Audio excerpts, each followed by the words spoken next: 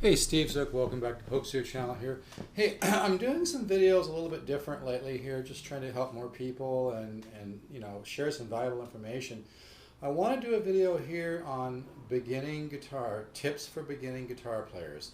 Now I realize this might be a little bit different than some of the other videos that you're watching. I'm not going to be talking about things like how to hold the guitar on your leg or strumming. I'm going to talk about what I feel is kind of the meat and potatoes of getting the results that you want and moving ahead quicker and getting you on, past the beginning stages. To be honest with you, this is because I've been teaching on and off for over 30 years, and I've seen what happens to people. And there's nothing wrong with playing. Nothing wrong with playing. Playing basic guitar, Bob Dylan songs, Neil Young songs, whatever you like, it's great. But what I found is it's really more enjoyable when people do progress past that beginning stage and get to the point where you're maybe considered more of an intermediate player and you begin to explore other facets of playing guitar and different styles and maybe learning how to make things up on your own and improvise a little bit. So I'm not negating or saying anything, negative about all the other approaches. I'm just merely saying here, I want to focus on something that I feel is the most important component. Now, this may not be the most exciting thing to do. It might seem a bit laborious. It might be a bit redundant, maybe a little boring. But if you do these tips, you're gonna blow past the beginning stage. And I've always said, discipline is one of the foundations of growth in really any endeavor. When I was a young man, I used to practice 10, 12, 13 hours a day. Now, I'm not saying you have to practice 10. Actually, I am. You got to practice 10 hours a day. I'm kidding. I'm just saying that a little bit of disciplined practice is going to make some huge rewards. And here's exactly what I'm talking about. Of course, there's tons of information out there about playing chords, and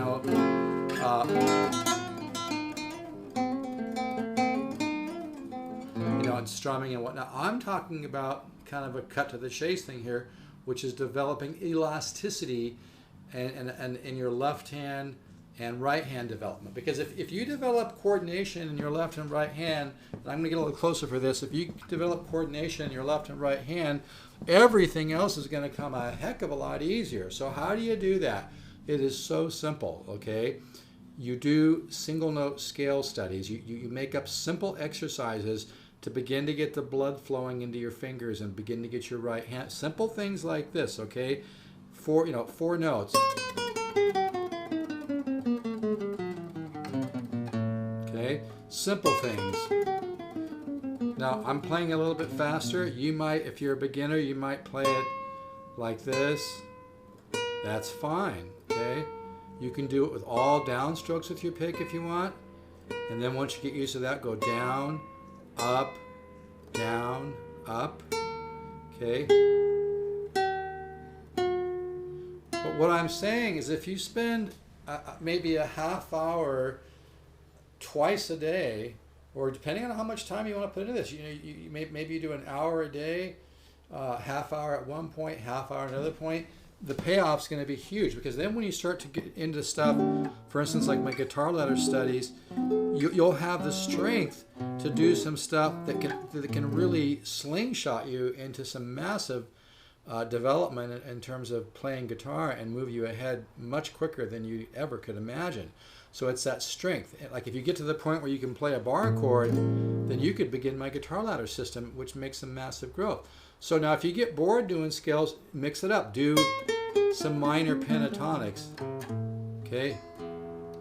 You can do, and again, it's not supposed to be exciting. So what it really comes down to is your attitude. If you have an attitude of being positive about it, you're going to make some huge results. You can do, minor scale.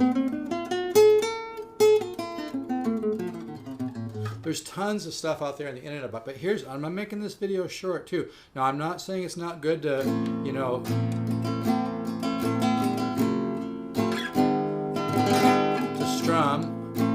course it's good to learn strumming. But I'm saying, what I'm saying is if you spend time just doing, you can do scales where you double up, like things like this, like as opposed to, this is just a G major scale, but you double up. I add one note in the third string to do that. What I'm talking about is repetition, repetitious practice. Sure, it might be a little bit boring, but if every time you practice, you practice clean, like this, even if you're going this slow, or this slow, that's great. But if you don't want to slop through it. If you practice clean, and you do this a couple times a day for half an hour, even if it's driving you nuts, you can mix up the scales, like I said. You can do bluesy sounding scales. You can do arpeggios. But my point here is that it's the and years ago, when I was studying classical for a while, I learned some stuff, and I used the Segovia scales. And Segovia used to talk about that spend a lot of time. And the Segovia scales are great, by the way.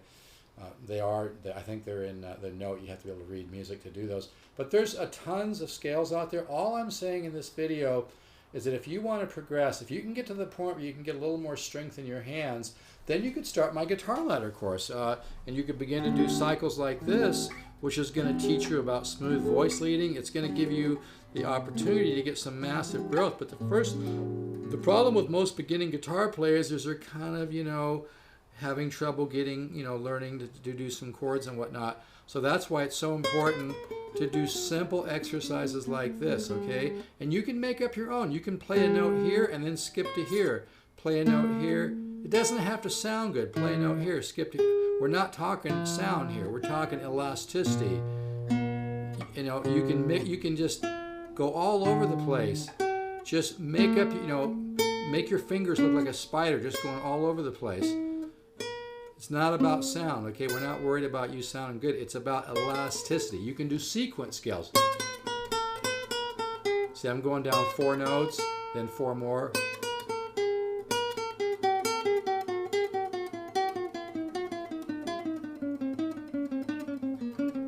I think a lot of intermediate guitar players need to do this as well, because sometimes I watch videos of other players, you can just tell they haven't spent much time developing a little bit of technique, getting a little bit more strength in their hands. But anyway, so you want to do simple things like this. Like I said, if a couple times a day for 20-30 minutes, you would just do, you can mute with your right hand, which helps develop right hand technique. And like I said, you can do all down strokes, and then go back and do down up strokes, down and up both, okay? But if you just spend a little bit of time on scale work, you're going to develop, it's going to get the blood flowing through your left and right hand and begin to open up your capillaries, and it's going to begin to develop technique. So it's really an important part. And like I said, if you get to the point where you're strong enough to play a bar chord, then you probably could start the guitar ladder system, and you can email me for a free sample of that. But that's the tip for today for beginning guitar players. And like I said, I'm not trying to cover every subject here for beginning players by any means. I'm just touching one aspect of being a beginning guitar player. There's obviously several different aspects of being a beginning guitar player. I understand that. What I'm saying here is that if you want to take a huge leap, if you want to blow past the beginning stages of being a guitar player, do this. Just do a lot of single note scales. There's tons of scales on the internet. Do a lot of scales. Do minor scales. Do pentatonic scales. Do harmonic minor scales. Do chromatic scales. There's a ton of it available, because the more scale work you do, like I said, it's gonna get the blood flowing in your hands, open up the capillaries, begin to build more strength. And believe me, if you do this, you can blow by the beginning stages and get to the point where you're in intermediate, and then you can really make some huge quantum leaps. All right, so I hope that's helpful. Just try it, and I'll catch you on the next video. Take care.